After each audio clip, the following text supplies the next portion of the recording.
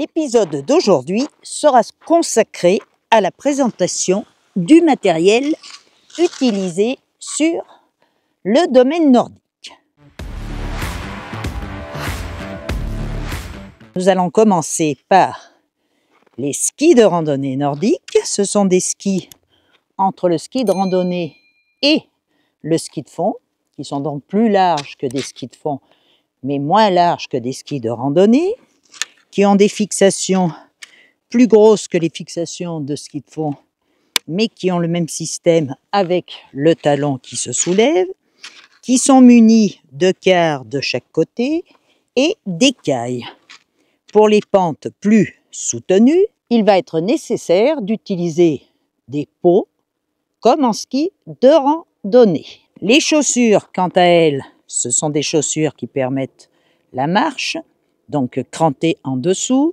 Ce sont des chaussures assez imposantes, avec une coque pour maintenir le coup de pied de façon à faciliter les virages, et la tenue du ski dans la neige poudreuse. Bien sûr, elles sont étanches. Pour les bâtons, on va utiliser les mêmes bâtons qu'en ski de randonnée, c'est-à-dire des bâtons avec des grosses rondelles, de façon à avoir un appui solide en hors-piste, où la neige n'est pas tassée.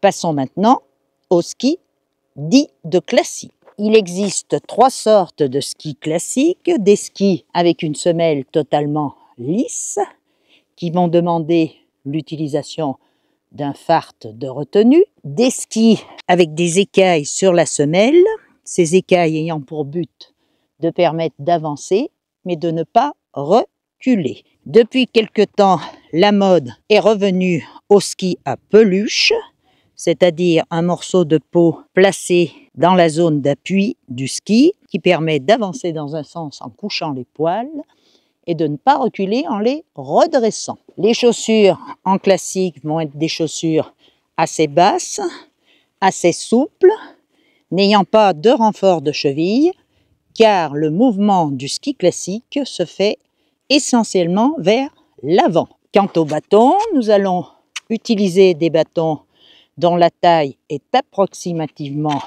à la hauteur des aisselles, de manière à assurer une poussée de chaque côté des skis.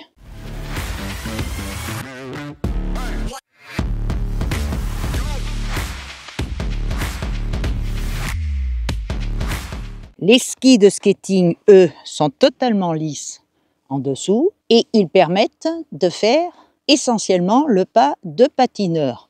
Pas de 1, pas de 2, etc. La poussée sur les skis étant latérale, les chaussures de skating vont être munies d'un renfort de cheville pour transférer la poussée au ski. Les bâtons, quant à eux, vont être beaucoup plus grands que dans le ski classique.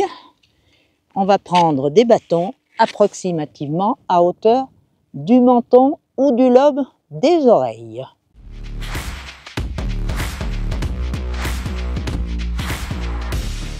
Le ski de skating se pratique essentiellement sur des plans lisses, alors que le ski classique se pratique dans les rails qui sont tracés par la dameuse avec le traceur. Maintenant que vous connaissez le matériel de ski de fond, à vous de choisir votre technique. Et à bientôt sur notre domaine nordique.